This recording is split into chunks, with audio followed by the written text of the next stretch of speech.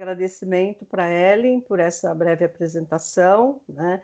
Eu agradeço também à Mead by Falcone por nos proporcionar essa oportunidade. É uma oportunidade que a gente respeita e valoriza muito, é um trabalho de grande valor dentro do nosso contexto de trabalho e também do nosso contexto social, por que não, né, Miguel? E, em especial, eu quero fazer um agradecimento também ao Miguel, por ele ter topado estar aqui comigo e a gente fazer essa dobradinha nesse assunto que, felizmente, tem se tornado cada vez mais frequente, mais recorrente nos ambientes de trabalho. Concorda, Miguel? Não estou te ouvindo. Fone aqui. Concordo totalmente, Cris. Boa noite a todos. Eu quero agradecer de antemão a Mead by Falcone, a Ellen, toda a recepção, a organização que foi impecável aqui com a gente e todos que nos assistem, né? O tema é super relevante, está mais em evidência agora, a gente fica feliz que está em evidência e a gente quer trazer como isso é estratégico para as organizações, né? E você que ocupou uma cadeira de RH e viu de dentro, atende as organizações, nós que fazemos consultoria aqui, vemos que cada vez mais esse tema começa a entrar dentro do desenho estratégico das organizações, né, Cris? Exato, exato. Então, gente, a nossa ideia aqui, muito nessa linha do que o Miguel falou, de agradecer vocês por estarem aqui, é para que, a partir desse momento que a gente vai fazer aqui, é mesmo um bate-papo, tá? É uma conversa de colegas de trabalho. Eu e o Miguel temos compartilhado várias experiências de trabalho aí em comum nos últimos anos, é bem interessante quando a gente tem a oportunidade de dar espaço para a pauta de alguns assuntos que a gente percebe a relevância deles muitas vezes nos bastidores, que aparecem em questões pequenas, mas enfim, qual que é a nossa ideia aqui? É trazer para essa conversa um pouco da nossa experiência. A gente tem uma experiência aí acumulada de anos de trabalho, no meu caso posso falar em décadas de trabalho, tá? No meu caso do Miguel, que é um jovenzinho, né? Também já cheguei nas décadas, tá, Cris? Já são décadas de trabalho, assim, sob óticas diferentes de atuação. Ora na consultoria, ora numa posição executiva em gestão de RH, ora em programas de trabalho para desenvolvimento de equipes, para desenvolvimento de lideranças. Então, assim, a gente tem uma perspectiva bastante abrangente de visão para compartilhar, e cada oportunidade que a gente tem de estar com o público como o que a gente tem aqui agora, é uma oportunidade em que a gente cresce, a gente traz mais conteúdo para essa bagagem e a gente continua compartilhando, né? A nossa apresentação, ela vai ser basicamente guiada pelo Miguel, né? O Miguel é uma pessoa que tem um profundo conhecimento na área de emoções positivas, né? Eu digo que eu gosto dessa interação com ele porque é uma fonte de conhecimento para mim, me ajuda bastante, né? Miguel vai trazer aqui para a gente conteúdos, conceitos, estatísticas, dados, mas um conjunto de informações, né, Miguel, que estão dentro desse contexto das emoções positivas. Então, quando a gente falar em bem-estar e felicidade no ambiente de trabalho, já vamos começar a fazer aqui alguns links. Nós estamos falando de associações a emoções positivas, né? E eu aplico muito desses conhecimentos que eu aqui estou de uma maneira bastante brincalhona, falando que bebo nessa fonte, de fato aprendo muito com o Miguel e com o Hugo Nizembal também, pelo valor que as emoções positivas, o entendimento de emoções positivas tem trazido, tanto do ponto de vista conceitual e instrumental, e também com ferramentas, para que a gente possa expandir trabalhos de desenvolvimento humano e organizacional, né? Então, é essa dobradinha que eu quis trazer para cá, né, juntando conhecimento, teoria, fundamentos e prática, experiência, vivência, que é o meu ambiente de trabalho, né? Até aqui tudo bem, Miguel? Estamos alinhados? Estamos alinhados, vamos em frente. Tá. A gente fez uma chamada para atrair vocês, e nessa chamada a gente colocou ali uma frase dizendo que estamos num mundo de incertezas e transformações exponenciais.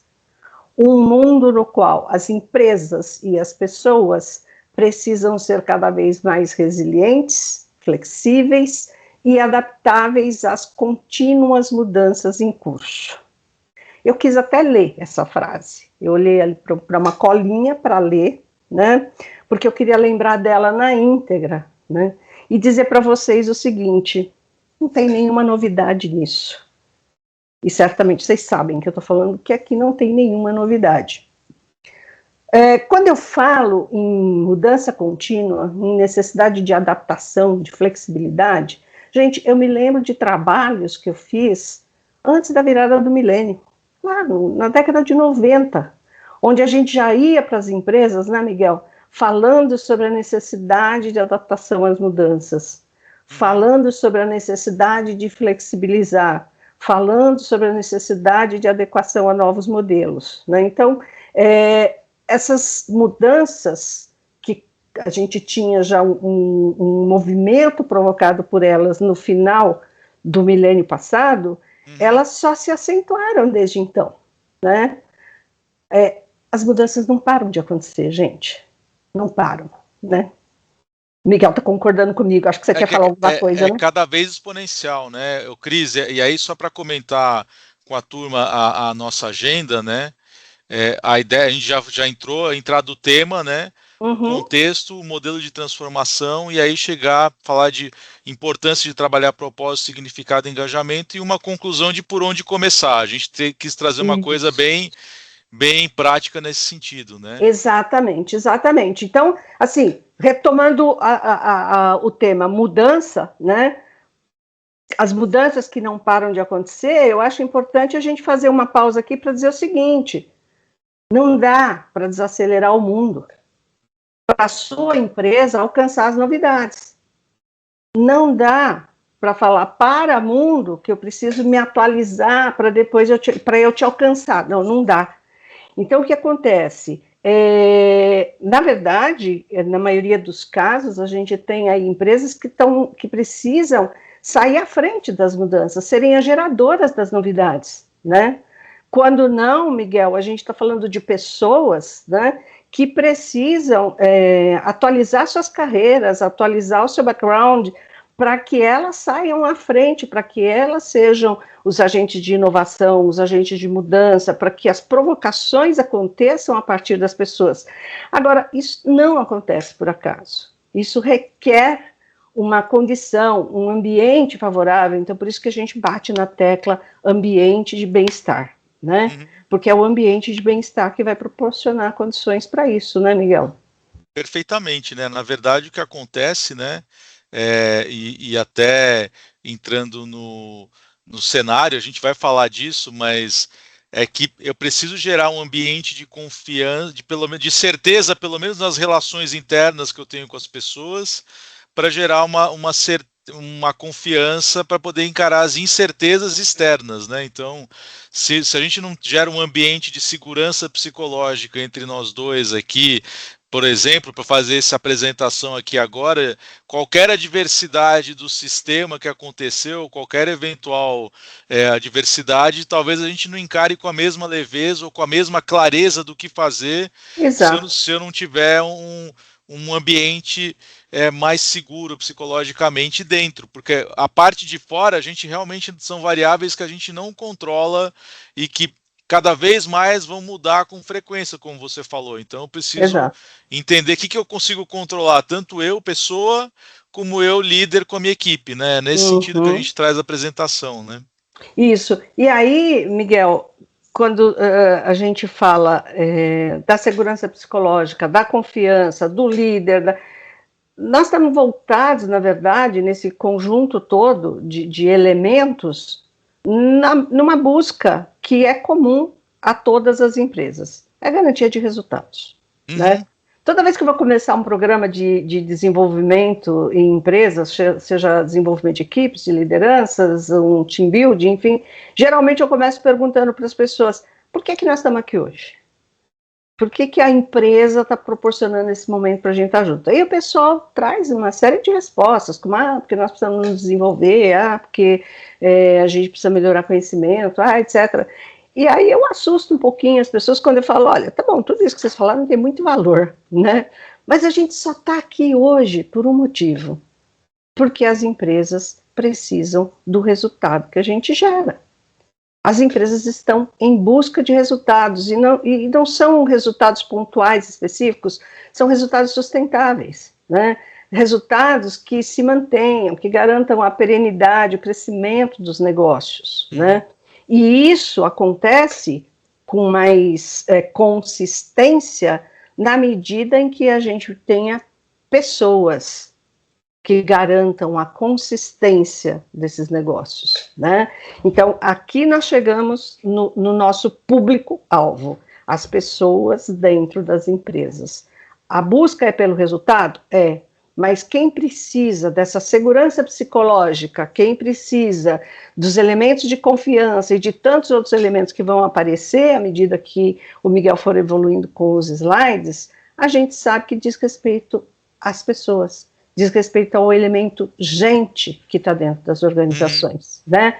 E é aí que vai acontecer toda a diferença, né, Miguel? Porque tudo acontece quando tem gente no campo dos sentimentos, das emoções, das ações, das reações, né? E ter um bom entendimento disso é que é o elemento necessário para que a gente possa trabalhar as condições para que exista bem-estar e felicidade no trabalho, para sair da subjetividade, né? Empresas são seres abstratos. Empresas não existem se não existirem as pessoas que a compõem e que fazem acontecer ali dentro, né? Então, é para essas pessoas, é com essas pessoas que nós vamos falar, né? E conhecendo pessoas, empresas, negócios, resultados e os elementos que sustentam essa confiança, a gente vai trabalhar aqui partindo de uma perspectiva que não é uma ideia abstrata, que é comprovado, que empresas com pessoas mais felizes no trabalho produzem mais, inovam mais, se recuperam e crescem mais rápido, né? É isso?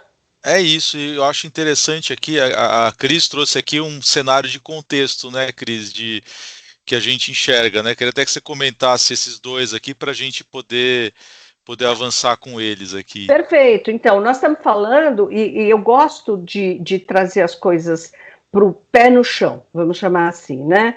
Porque não raramente, Miguel, eu lido muito com empresários, eu lido com pessoas que comandam empresas. E quando a gente começa a falar em programas de bem-estar e de felicidade, o pessoal, muitas vezes, não raramente, vê isso como algo inacessível, como algo que não cabe no tamanho da empresa dele, que não cabe no tamanho do resultado dele ou dela, né? Mas o que existe de comum nessas empresas? Qual é o contexto? Qual é o cenário? São pessoas que estão lidando com recursos financeiros limitados, via de regra, com uma estrutura organizacional enxuta e com a pressão contínua por resultados. Isso é comum, né? Até eu gostaria muito lá, quando a gente abrir aqui para os bate-papos, que a gente vai ter lá um espacinho no final, que vocês me digam se tem alguma coisa, alguma empresa aqui que não se encaixa nisso. Seja a empresa onde você trabalha, seja a empresa onde você é dono, né? Então, é exatamente porque existe isso, porque isso é comum às empresas, que é relevante a gente ter esse olhar para as pessoas, porque, veja, a pressão contínua por resultados, ela naturalmente leva a uma pressão contínua sobre as pessoas que vão trazer esse resultado. Esses elementos são elementos geradores de estresse, tanto para quem está no comando, como para quem está na execução, né, Miguel? Então, a importância é a gente olhar para esse universo com um olhar amplo, né? A gente tem até um próximo slide dizendo aqui que dentro desse contexto, para que a gente possa ter sucesso em trazer ações, em criar ações e ambientes que favoreçam o bem-estar, nós precisamos trabalhar com um olhar holístico, né? Então, quando a gente fala em estratégia organizacional, estratégia de resultados, via de regra, a gente se preocupa com um leque, uma gama de áreas onde nós precisamos atuar. E aqui não é diferente, né? Então, não adianta eu atuar exclusivamente em programas de saúde física ou exclusivamente olhar para a saúde mental ou desenvolvimento profissional ou cultura. Nós precisamos olhar para o conjunto, né? E existem ações que vocês vão ver, conforme a gente for conversando, que nem sempre dependem de grandes investimentos nesse sentido. Aliás, até eu quero dar um exemplo, né? Desenvolvimento profissional, por exemplo, que é algo que preocupa muitas empresas, eu não tenho como investir no desenvolvimento das pessoas. Hoje existe uma oferta de programas de desenvolvimento, muitos deles gratuitos, que pode trazer muito para o nosso cenário em termos de facilitação para o desenvolvimento dos times, né? Uma atividade como essa que a gente tem aqui, atividades como essas que a Midi by Falcone oferece, por exemplo, levam a desenvolvimento profissional, né? Então, por que não buscar essa e outras atividades? E eu até me coloco à disposição de quem quiser conversar mais sobre isso, para conhecer, caso não conheçam, recursos que existam, né? E isso dentro, obviamente, de uma cultura organizacional positiva, que o Miguel vai falar um pouco mais sobre o que é isso, o que vem a ser essa cultura organizacional positiva e como é que nós podemos trabalhar esses elementos em favor das pessoas e em favor de criar um ambiente de bem-estar, né? Perfeito. Acho que esse mapa de cenário ele é interessante porque ele conecta com o que a gente vai falar de contexto, né? Hoje a gente vive num mundo de incertezas, eu não vou definir para você. O VUCA é um modelo que surgiu lá depois da Guerra Fria para falar de incerteza, complexidade. O BANI é um modelo mais novo para falar de ansiedade, de não linearidade, de incompreensão do mundo que a gente vive. No fundo, o que a gente está falando aqui é tudo complexo, incerto, e a gente não sabe qual vai ser a próxima transformação. As empresas estão passando por transformação exponencial, e isso acaba gerando uma sobrecarga nas pessoas, né? Essa incerteza e essa velocidade gera sobrecarga, e isso leva a burnout, pessoas que eventualmente não têm o mesmo nível de engajamento que poderiam ter, porque não tem clareza da direção, e a grande resignação, vou desistir do trabalho. Então tem esse cenário de impacto. O que a gente vai propor aqui, já que eu não consigo mudar a parte de transformação e o mundo incerto, quais são as mudanças que a gente pode fazer nas nossas relações e a gente como empresário ou colaborador, né, como a gente se conduz. Então tem uma conexão com o autoconhecimento para poder lidar com a incerteza. Isso é inevitável. Então eu queria propor trazer esse modelo para a gente não ser, vamos dizer assim, a gente agir dentro do mundo e não ser só reativo diante das coisas que acontecem no mundo, que eu acho que quando a Cris falou de empresas que estão trazendo inovação, que estão propondo soluções e se destacam, elas estão agindo dentro do mundo e não necessariamente reagindo ao que acontece, né? É diferente, né? Exato. E aí a gente tem um cenário de saúde mental da força de trabalho, e essa pesquisa a Gallup faz mais de 10 ou mais de 16 anos, se não me equivoco, hein? E o índice não muda muito, né? Então você tem apenas 23% da força de trabalho global que está comprometida. Acabou de sair o relatório novo, mas acho que a variação não foi muito grande. E tem algumas coisas que o pessoal enxerga que é fonte de estresse nas organizações. Relação entre líder e colaborador e ao fato das pessoas não se sentirem à vontade para falar do seu problema de saúde mental com os seus superiores. Então, quanto mais a gente se sente num ambiente seguro, tem um canal para falar disso, né? As empresas começam a abrir um canal, inclusive tem soluções nesse sentido, né? Das pessoas terem acesso, em um caso mais extremo, do psicólogo. Mas o ideal, gente, é que a gente não chegue nesse cenário ao ponto da pessoa ter que falar com psicólogo por uma questão de estresse gerada pelo trabalho. Se a gente quer sustentabilidade nos negócios, a gente precisa ter sustentabilidade das pessoas que estão dentro dos negócios. E é nesse sentido que a gente fala de colocar o bem-estar no centro da estratégia da organização. A gente só vai Miguel, aqui deixa eu só fazer uma parte, né? A gente trabalha muito no tema da relação entre líder e colaborador como fonte de estresse, né? E muitas vezes, na maioria das vezes, a gente atribui às lideranças a necessidade da iniciativa, do movimento inicial na direção de melhora dessa qualidade. E eu me preocupo muito com a qualidade de bem-estar, também, nesse caso, obviamente, Total, da liderança, total. né? Que é quem fica aí, muitas vezes, no meio de campo, né, para absorver toda essa pressão e diluir, né? E eu gosto muito de trabalhar com exemplos, gente. Recentemente eu tive um caso de liderança em que a pessoa ficou, a pessoa que representava a liderança na empresa, ela ficou bastante desconfortável com o fato de não ter percebido uma pessoa da sua equipe que estava avançando em burnout. A pessoa chegou ao ponto de uma crise de ansiedade, né, beirando ali uma crise de pânico, e essa liderança se sentiu absolutamente desconfortável, porque não percebeu o que estava acontecendo. Então, aí entra esse ponto que o Miguel colocou. A maioria dos trabalhadores não se sente à vontade para falar do seu problema de saúde mental com seus superiores. E muitas vezes esses superiores também estão com os seus problemas, né?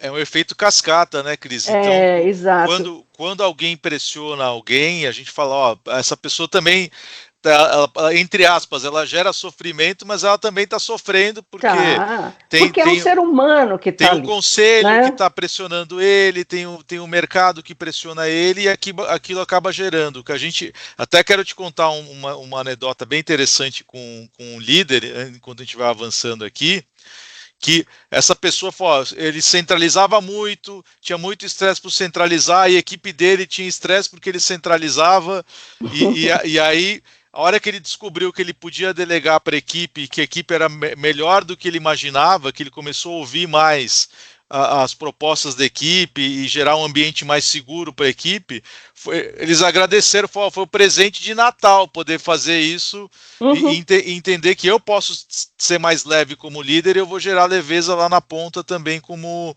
para o colaborador. E eu não tiro aqui, Cris, uma coisa que a gente já vai falar para frente, a questão da responsabilidade individual sobre o nosso bem-estar. Então isso aí também é uma coisa que a gente tem que contar. A nossa saúde física, mental também depende de como é que a gente cuida da gente. Então não é só responsabilidade da empresa fazer isso, tem uma responsabilidade individual.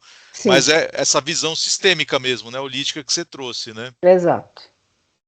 Mas, assim, só fechando aqui a questão, eu gostaria de deixar um recado aqui, né, no sentido de que, principalmente as lideranças que se preocupam muito com essa questão de não se expor, a questão da vulnerabilidade tem um peso muito grande nisso. Então, é preciso, como você disse, já que a questão da saúde emocional é de responsabilidade do indivíduo, reconhecer isso, reconhecer que às vezes a gente precisa de ajuda, e essa ajuda pode ser trocar ideias com alguém que já tenha vivenciado problemas semelhantes, né? Com a própria equipe, abrir espaço para que a equipe se posicione, né? Ouvir a equipe, ouvir as pessoas, às vezes isso traz surpresas e resultados fantásticos. Sem dúvida que traz. E aí eu te comentar que o interessante como papel da empresa é trazer consciência para as pessoas e dar ferramental para que elas trabalhem isso. E aí, pelo menos eu tenho ferramenta para poder estabelecer esse ambiente, né? E eu queria trazer as causas do burnout. Olha que interessante. Tratamento injusto no local de trabalho. Às vezes tem mais transparência do que a gente quer alcançar, do que acontece, clareza dos processos dentro da organização, já traz mais clareza em relação ao que parece ser uma injustiça, né? E que, na verdade, é um processo que não está definido, né? Então, a gente, muitas vezes, tem condição de responder às causas do burnout com mais clareza em relação aos resultados que a gente espera, com mais clareza nos processos de comunicação, estabelecendo uns prazos que sejam mais razoáveis dentro do possível, conseguindo distribuir melhor a carga de trabalho, e aí pode entrar questões que são de dia a dia do nosso trabalho e não só um programa de bem-estar, né?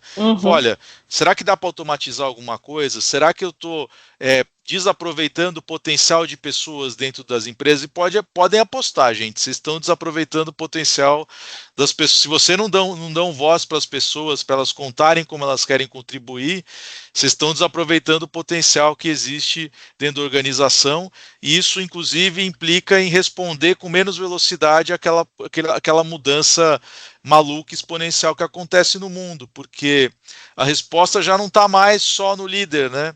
Ela está na rede que a gente tem de pessoas dentro da empresa, né? Se a gente tem um capital humano dentro da empresa, por que a gente centraliza as decisões ou a construção de soluções, né, principalmente de conhecimento, só na liderança ou no board, né? As coisas vêm da rede, né? A gente tem visto isso com propostas muito legais em clientes, né? Com inovações. E aí, o que a gente propõe é um modelo de transformação sustentável, onde existe um foco nas pessoas para poder gerar empresas mais sólidas, né, que sejam sustentáveis ao longo da jornada. Então, o que a gente vai focar? Nos talentos das pessoas, nas forças diferenciadoras, para criar um clima organizacional positivo e de cooperação. E, do ponto de vista do indivíduo, que ele conheça mais as fortalezas dele, as fortalezas do time dele, que ele tenha ferramentas de autocuidado e autoconhecimento, que a gente procure dar oportunidades para coisas que são mais significativas no trabalho, ou seja, aquelas atividades onde a pessoa se sente mais realizada. E o equilíbrio na carga de trabalho não quer dizer que o volume de trabalho vai diminuir, mas a gente tem condições de distribuir melhor a carga e de automatizar algumas coisas, o que a gente costuma falar de vamos afiar o machado aqui, porque talvez essa sobrecarga que a gente tem é porque a gente não parou para revisar os nossos processos ou para revisar quem são as pessoas mais adequadas e que estão a fim de responder aqueles desafios. O que eu costumo brincar é o seguinte: não falta desafio, né, Cris, nas organizações. Então, quando a pessoa não se encontra, fala, vamos conversar para ver se não tem nenhum. Com certeza tem algum desafio que eventualmente você vai conseguir responder. Então, e aí a gente aproveita uma coisa que é muito interessante, a prata da casa, né? Exato. Ô, Miguel, tem uma passagem do professor Falcone, já que a gente está em ambiente Falcone aqui, que eu gosto de lembrar, que ele relata que ele, ao interagir com as lideranças, com os gestores das empresas, gerentes, habitualmente ele questionava quais são os problemas que você tem, né? E que aqueles que diziam que não tinham problema, ele dizia, bom, então você não serve para casa, você não precisa estar aqui, né? Então, assim, porque todos nós que estamos nas empresas, de alguma maneira, estamos para resolver os problemas que existem, e eles existem, eles estão lá. Então, desconfie se você não tiver nenhum problema, mas você os tem, né, de fato, né? Então, não ter problemas é um problema, então vamos ficar atento a isso, né? A única coisa que a gente costuma inverter é o seguinte: então, olhando as empresas, a gente quer gerar negócios de impacto e mais conscientes, isso não é uma coisa só de moda, porque até o mercado consumidor pede isso, os acionistas pedem isso, então a parte de gestão muda, modelo de gestão mais horizontal e colaborativo, não é só porque é moda, é porque precisa, porque se a gente não fizer assim, a gente não consegue responder com a mesma velocidade e agilidade às demandas que acontecem no mercado. E o mundo precisa de mais equidade, sustentabilidade e justiça, porque a gente vê como é que está o cenário do mundo. O que a gente propõe aqui, a provocação, é olhar a visão de futuro que a gente quer construir e aí fazer a engenharia reversa de como é que a gente vai encarar os problemas que a gente enfrenta no meio do caminho para alcançar aquela visão de solução, né? Então, se eu olho só os problemas também, a minha energia de mudança fica lá no dedão do pé. A gente está vivendo os problemas no dia a dia, mas eu quero, e com essas metodologias de bem-estar, criar uma visão otimista, realista de futuro. Legal, a gente pode chegar aqui, mas como é que a gente faz a engenharia reversa para encarar todos esses desafios que a gente tem aqui na organização? Ou seja, tem que ser realista, né, Cris? Isso que a gente fala com muita fundamentação. E olha que interessante, o pessoal às vezes acha que felicidade no trabalho é uma coisa muito etérea, muito subjetiva e é só propósito ou abraçar árvore. Olha que legal essa pesquisa aqui que foi feita pela World Happiness Foundation, pela Rap Force, a gente fez com algumas 300, foram acho que 283 pessoas aqui no Brasil, e as respostas mais comuns, independente de geração, do que traz as pessoas felizes no trabalho, é se elas têm oportunidade de aprender e de se desenvolver, ou seja, de contribuir e evoluir. E se elas são reconhecidas no segundo ponto, como um ambiente positivo e colaborativo. Isso aqui e a cultura organizacional com foco em apreciação e gratidão, né? Ou seja, que a gente aprecia o que as pessoas fazem e a energia que elas colocam para trazer os resultados no trabalho. Então, isso aqui, se você for colocar, dá para colocar no centro da estratégia, né? Quando a gente fala de que conhecimento a gente precisa aprender como organização, o que as pessoas estão buscando, que desafios a gente tem, como é que a gente propõe evolução. E, gente, evolução não quer dizer promoção ou aumento de salário. Aliás, nessa pesquisa aqui, aumento de salário ficou lá embaixo.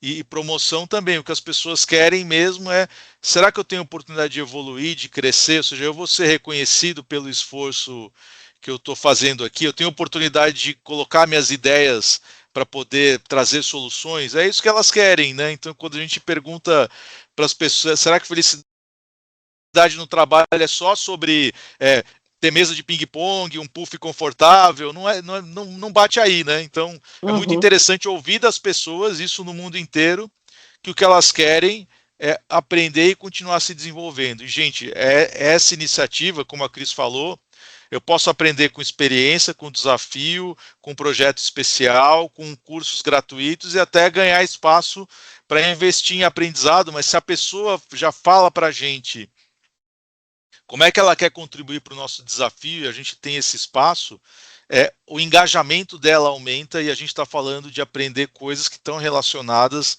a alinhar interesses individuais com o que existe de desafio no trabalho. Acho que esse é o grande... Quando a gente consegue fazer isso, vocês podem apostar que as pessoas vão ser mais felizes no trabalho, e a gente não necessariamente precisa fazer um programa de bem-estar muito complexo. Pode trabalhar benefícios, sem dúvida, mas se a gente não mudar essa dinâmica do que as pessoas querem e o que o trabalho tem para oferecer, o programa de bem-estar vai sair caro porque a gente não mudou a nossa forma de trabalhar. Então, Ô Miguel, e aí a gente cai lá naquele ponto que eu falei inicialmente, dos recursos financeiros escassos, né, limitados, né? Então, gente, não quer dizer que as pessoas não tenham interesse em ter aumento de salário. É claro que tem. Claro, né? Que tem. Claro, é natural, mas é importante ficar claro, e isso também não é novidade para ninguém, que um aumento salarial sozinho não vai mudar. Às vezes tem empresas que têm dificuldade até para entender: poxa, mas essa pessoa estava com um salário tão bom, por que eu estou perdendo? Né? Porque, principalmente com o público mais jovem, com o público que já vem sendo formado numa dinâmica diferente, numa dinâmica onde a expansão do conhecimento, da aprendizagem, os ambientes colaborativos fazem diferença para esse público. Então é importante olhar para o ambiente como um todo, né?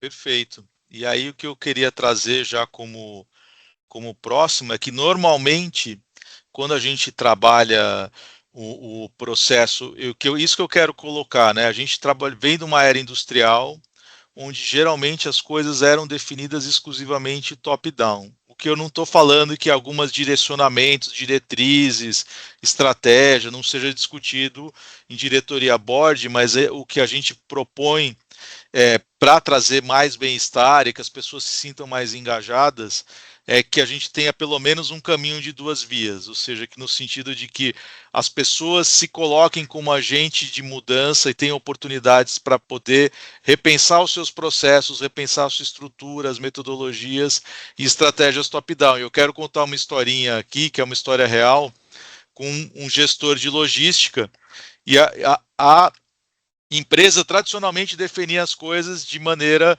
centralizada e de cima para baixo. Então, vamos parar um pouco e ver o que as pessoas querem, como é que elas querem contribuir, dando ferramentas para que elas trabalhem os seus pontos fortes, se conheçam mais. E a pessoa trouxe uma proposta que era uma mudança numa linha no formulário da área comercial, quando eles pediam um produto para o cliente. Qual que é o melhor horário de entrega para a gente ter economia de frete? Fala, olha, só de você ter dado voz para a pessoa se sentir à vontade e falar, olha, será que dá para mudar esse processo aqui que vocês definiram de cima para baixo? Porque eu estou enxergando que a gente tem condição de ter uma economia.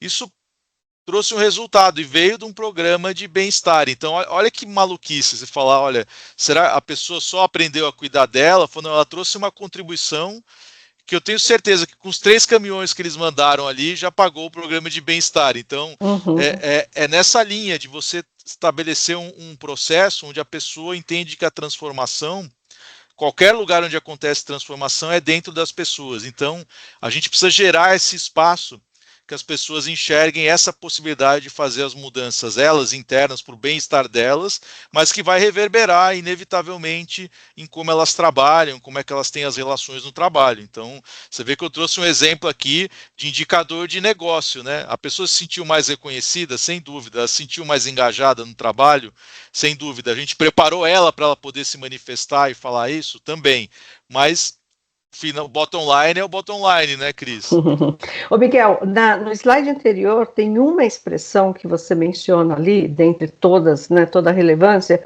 mas tem algo aqui que eu gosto de frisar que eu valorizo muito: metodologia. Perfeito. Metodologia, né?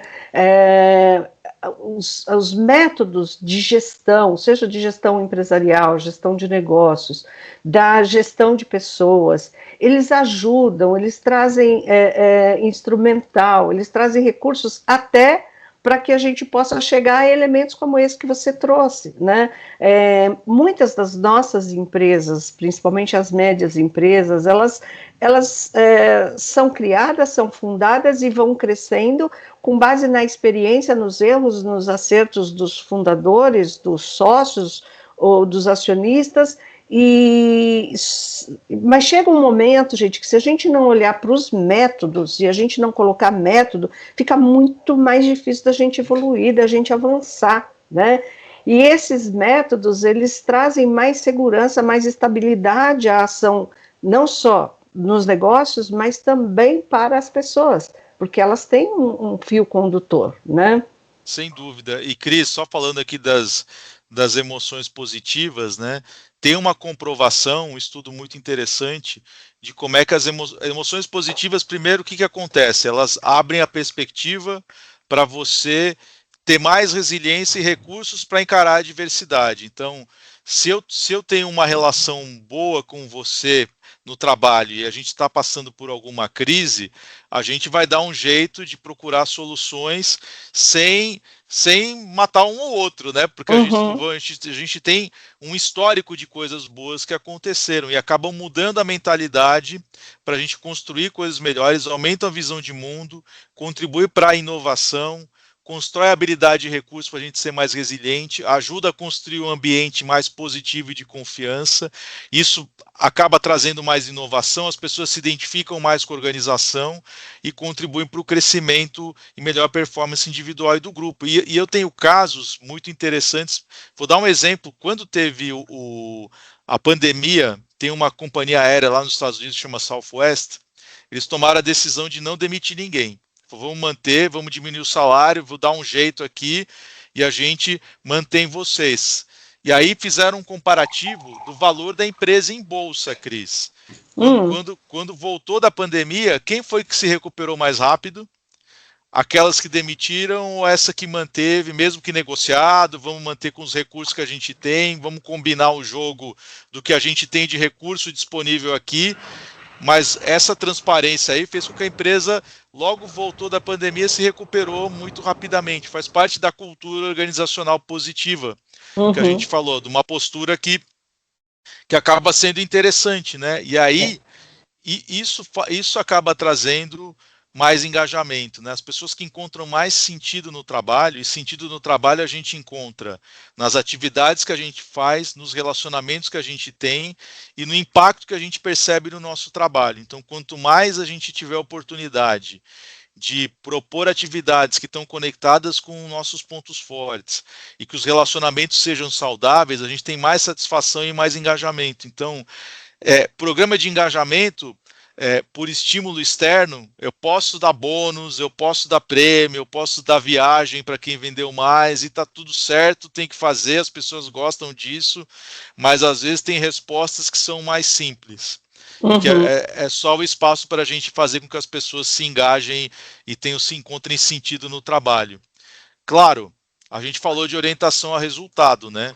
Então, garra também é uma questão importante a gente identificar e estimular que as pessoas trabalhem garra e disciplina no trabalho, autocontrole, porque isso contribui para a nossa realização. E, Cris, quando você estava falando em realização, eu me lembro muito do Maslow, ou até as próprias medidas de bem-estar da psicologia positiva. Realização está lá. Não tem como eu falar de bem-estar sem realização. Uhum. Então, Ô, Miguel, eu acho legal isso. Eu pensei em alguns momentos em falar no Maslow aqui, mas eu falei, não, eu sou suspeita para falar, porque eu nasci junto com ele, né? claro. Então, tá no berço, tá na raiz. Mas isso tudo que a gente vê aqui hoje, que fundamenta a psicologia positiva, que fundamenta o valor das relações saudáveis no ambiente de trabalho, tem origem em estudos, gente, que se iniciaram lá em 1950, 1900, ali no período pós-guerra, né? E eu gosto de ver que isso se consolida. Quanto mais a gente tem avanços, quanto mais a gente tem estudos, pesquisas, estatísticas, maiores são as evidências de que já tinha alguns acertos lá no passado, né, Miguel? Ah, com certeza. E você sabe que, na verdade, tem uma conexão, porque o que a gente tem agora é dados, muitas Exato. formas de medir, formas de acompanhar isso. Então, uma coisa que todo mundo precisa, indicadores em todos os E campos. aí a gente vai voltar de novo em teorias do passado, né? O que a gente sabe que faz as pessoas produzirem melhor, serem observadas. Se as pessoas sabem que elas estão sendo medidas, isso naturalmente estimula a produtividade. Agora, se junto com isso elas estão sendo medidas, mas elas estão sendo estimuladas a terem emoções saudáveis ao longo do dia. Gente, quando nós estamos falando aqui em emoções positivas, volto numa expressão que o Miguel usou, nós não estamos falando em nada etéreo. Nós estamos falando de pequenas ações, pequenos movimentos que deixem as pessoas mais alegres, né? Nós estamos falando de pequenas ações de reconhecimento, pequenos gestos de gratidão. Estes elementos básicos no dia a dia, coisas simples, sabe? Como até vez ou outra você surpreendeu um colega levando um cafezinho para ele, levando uma água para ele, né? Então, assim, coisas que deixam o nosso dia melhor, deixam a nossa vida melhor, né? Segue Isso, lá, Miguel, senão eu isso, viajo aqui. não, isso é bem legal, porque na verdade o que a gente vê tem duas. Pensar fixo pode ser uma pessoa que até a Carol Dweck é muito interessante o esquema que ela fala. O que a gente precisa construir é mentalidade de crescimento, ou seja, que a inteligência pode ser desenvolvida. Isso eu preciso construir como indivíduo e como organização, né? Então, se eu penso que nunca poderá mudar ou sempre foi feito assim, é um tipo de resposta que a gente não tem mais condição de encarar no mundo de hoje, né? Não faz sentido, sempre foi assim. Então, as pessoas que conseguem e treinar isso nas pessoas para que elas consigam trazer soluções para a vida delas e para as empresas é fundamental e é treinável. Tem até um exemplo que ela dá de como é que um professor estimula o aluno a que ele procure a solução, né? E um outro fala, olha, você é muito ruim ou você já é muito bom. Uhum. Versus aquele que fala, olha, eu vou te estimular, a gente pode buscar a solução, eu te ajudo a buscar a solução, e as pessoas acabam, inclusive, ampliando a sua capacidade cognitiva e intelectual. O pessoal mediu com QI, né? Mudança de QI, ou seja, do líder estimular a que as pessoas, e de que as pessoas também aprendam a enxergar que muitas vezes os limites que a gente coloca, tanto para as empresas como para as pessoas, está dentro da nossa cabeça, né? Então, Miguel, você me fez lembrar agora de uma experiência bem bacana que eu passei na minha última atuação como executiva, né? Tinha uma equipe muito bacana, que incluía os times de desenvolvimento organizacional, de recursos humanos da empresa, e eu percebi que tinha duas pessoas da equipe que toda vez que vinham falar comigo, Toda vez não, né? A partir de um dado momento, elas estavam seguras já na relação comigo, elas pediam um minutinho, paravam lá na porta da minha sala, olhavam para mim e falavam assim, já volto, chefe. E saíam. E eu percebi isso uma vez, 2 vezes, 3 vezes, né? Até que um dia eu perguntei, eu falei, o que acontece que você vem até aqui e volta, né? E o que elas me responderam foi delicioso, porque elas disseram assim, chefe, é que assim, toda vez que a gente traz alguma coisa, você desafia a gente. A gente apresenta e aí você sempre pergunta assim, esse é o melhor que você podia fazer? Então hoje a gente volta lá e olha se é o melhor que a gente podia fazer. Então quando eu trago agora para você, eu sei que eu estou trazendo o melhor que eu posso fazer nesse momento. Né? Então, assim, não é uma questão de buscar perfeição, né? Até porque o perfeccionismo muitas vezes interfere, é um Sabota, né? Não elemento é esse sentido, sabotador, né? exatamente. Mas a busca pelo crescimento, a mentalidade de crescimento, isso para mim foi muito gostoso ouvir, sabe? Foi gratificante, né? Segue. É esse espaço mesmo, né? E olha que interessante, né? Para vocês verem como otimismo e impacto em vendas. Vendedores otimistas têm resultado 56% superior aos pessimistas. E, gente, otimismo é uma coisa que a gente pode exercitar, desenvolver, é de responsabilidade, vamos dizer, individual. Tem pessoas que são mais otimistas do que as outras, mas como organização, a gente pode fornecer acesso a esse conhecimento para que as pessoas entendam e promover um ambiente mais otimista de trabalho. E quando a gente fala otimista, otimista realista, porque lembra que falta de transparência é um dos fatores de estresse. Já precisa... Cara, as coisas estão complicadas, põe em cima da mesa que as coisas estão complicadas, mas vão buscar uma solução em conjunto. Se você entra no modo de procurar quais são os culpados, né, a gente entra num problema sério de gestão na organização e aí ninguém vai ter autorresponsabilidade de assumir parte do problema para ela. Então, é esse ponto que a gente fala de trabalhar o aspecto de otimismo dentro das organizações. Né? E, obviamente, Miguel, trabalhar isso aqui com aqueles cuidados de transparência e de relação de confiança que a gente já pautou aqui em alguns momentos, no sentido de que desejar ter pessoas otimistas no time não significa propor a elas metas inatingíveis, né? Então, nós precisamos respeitar os conceitos de como construir uma meta sustentável, seja através de uma esmartização ou qualquer outro conceito, qualquer outro método. Né? Exato, mas dar às pessoas a confiança de que elas vão poder atuar na captura daquilo que é possível. Então, se ao invés de apresentar metas que sejam sustentáveis, que sejam alcançáveis, que tenham relevância e que possam ser realmente executadas, nós vamos criar pessoas pessimistas. Então, a participação, inclusive, das equipes na construção das metas é de um valor muito grande nesse sentido. É fundamental. E até vou te dizer, Cris, por isso que as pessoas se conhecerem seus pontos fortes dentro da equipe, como elas querem contribuir, vai ajudar e ajuda, a gente tem visto isso, a que elas definam as metas com mais precisão e aonde elas podem gerar mais valor dentro da organização. Então, e uma coisa importante aqui, você trouxe a questão do...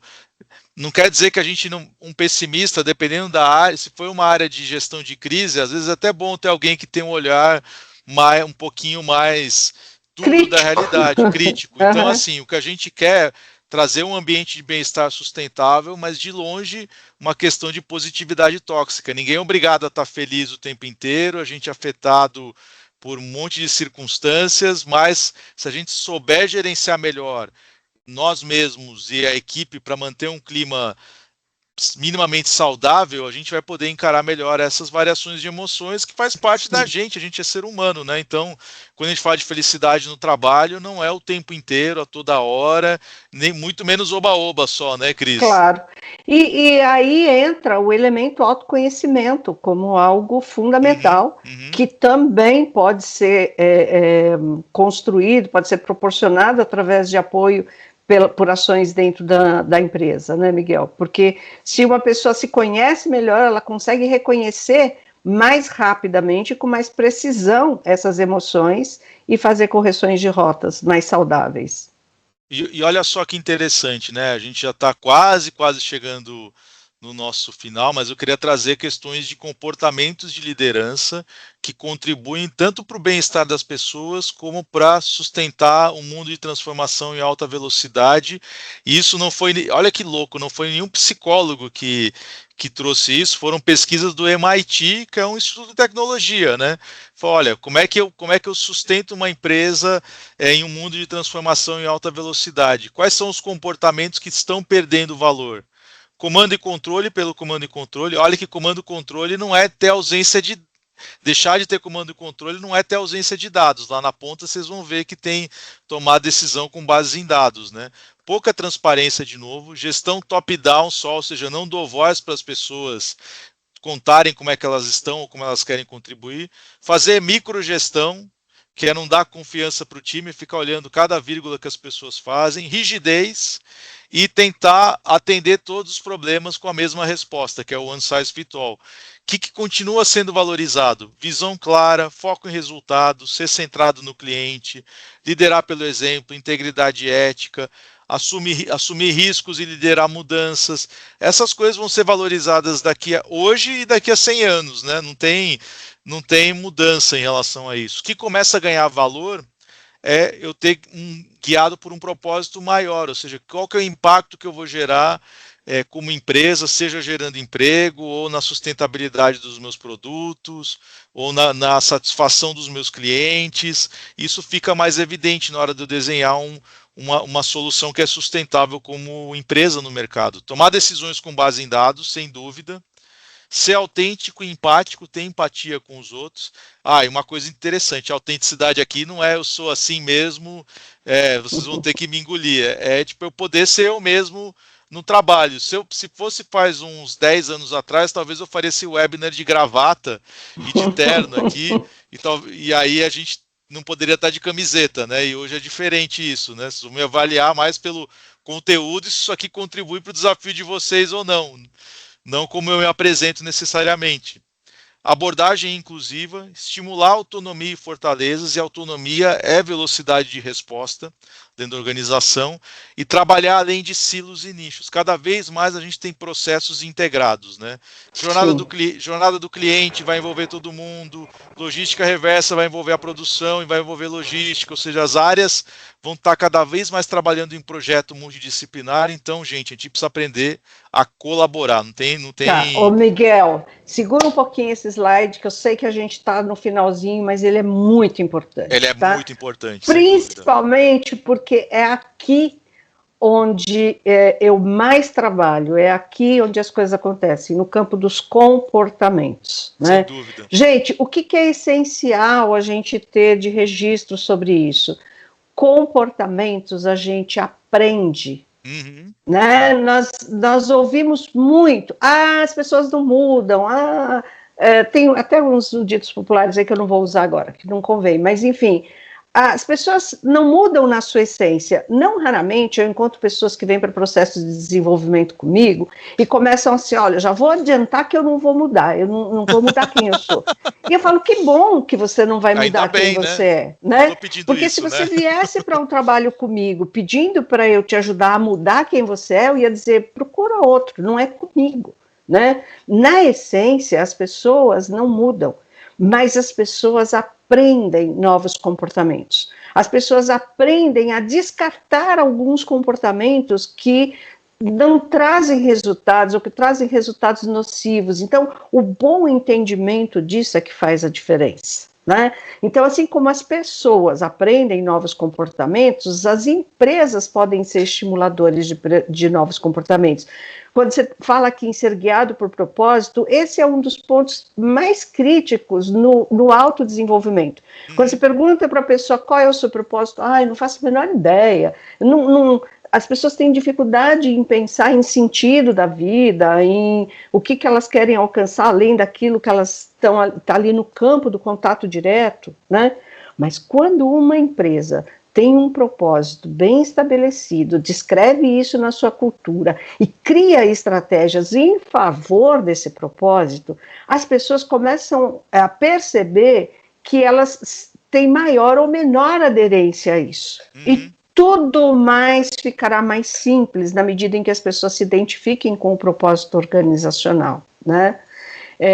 Então, eu acho isso aqui super valioso e deixa eu falar para vocês que a gente tem, eu e Miguel, um questionário criado sobre esse tema, que se vocês quiserem responder, procura a gente, eu ou o Miguel, por e-mail, a gente vai deixar os contatos aqui no final, e vocês podem entrar, a gente coloca online, você faz o questionário, manda para a gente processa e devolve para vocês verem em quais desses padrões de comportamento vocês estão mais ou menos ativos, e isso já te dá uma referência de caminhos a seguir.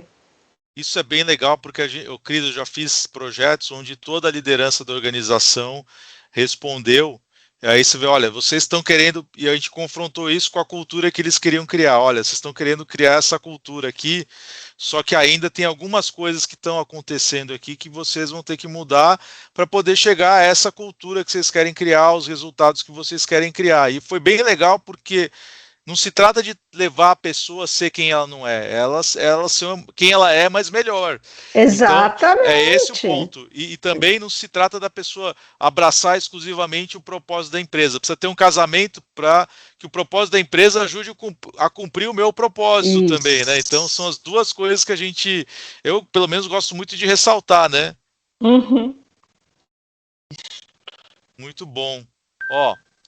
Então, aqui, indo para os benefícios comprovados, a gente tem alinhamento entre pontos fortes, interesses e valores, mais autonomia, controle e pertencimento, equilíbrio da carga e trabalho, reduzir estresse, mais engajamento e produtividade. E quais são os indicadores de referência para isso? Aumento de produtividade, redução do turnover, porque aí as pessoas, inclusive num momento desafiador, topam a parada de resolver aquele desafio. A gente atrai mais talentos, porque a gente vê que a empresa é um local diferente, né, que encara o trabalho de uma maneira diferente. Satisfação dos clientes, isso está comprovado. Inclusive, você pega empresas de prestação de serviço, hotelaria, tem casos de hotelaria e casos até de call center, né? Quanto mais a gente tem os atendentes identificados com o trabalho, satisfeitos com aquilo que eles fazem, conectados com a cultura da empresa, melhor vai ser o atendimento. E melhor eles vão propor soluções de problemas, né? Então, isso e tem ganho na imagem da empresa. Inevitavelmente vai acabar gerando um ganho de imagem na empresa, ao ponto de algumas pessoas falar, eu não vou abrir mão do ambiente que eu tenho aqui para ganhar R$300 a mais, por exemplo. Ou seja, não vai fazer nenhum sentido eu fazer essa mudança, né? E por onde a gente pode começar? Nós temos métricas, isso é importante para medir como é que as pessoas estão em relação ao bem-estar, como é que elas estão se sentindo, como é que está o significado do trabalho, como é que estão as relações. Tem modelos de métrica, alguns inclusive gratuitos, Cris, que a pessoa pode usar para aplicar para a sua equipe para ver como é que eles estão. Autoconhecimento, fundamental, ou seja, que você vai buscar, que a pessoa vai buscar o que a empresa ofereça para ter uma linguagem comum, que é sempre mais legal, né? Mas que também tem oferta de montão, tanto em literatura como em vídeos e lives, para a gente possa trabalhar mais esse ponto e se conhecer mais, porque ao se conhecer mais, eu vou fazer melhores escolhas e tomar melhores decisões, inclusive encarar melhor a incerteza que é inevitável no mundo de trabalho que a gente vive hoje. Liderança humanizada e consciente, quando a gente fala humanizada, eu preciso ter empatia para conseguir fazer com que a pessoa colabore melhor, se engaje mais, eu vou ter que ser mais empático, entender quem ela é, inclusive para dar os desafios e as metas de maneira adequada.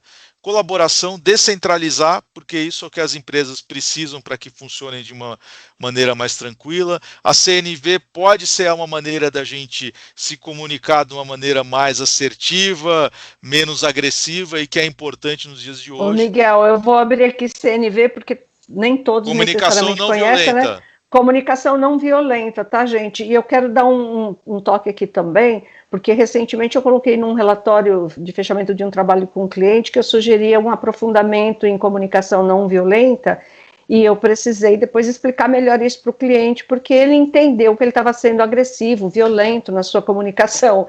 E, na verdade, é toda uma teoria, toda uma construção, conceitos que existem por trás disso, que são elementos que favorecem, que facilitam a nossa comunicação, muito ricos, né? Muito ricos, inclusive vão trazer mais assertividade para você passar, às vezes, um recado duro e que a pessoa tenha energia para tomar ação e falar, não foi pessoal, ele está querendo me ajudar. Para absorver o recado duro, né, que muitas vezes é necessário, né? Sem dúvida, sem dúvida.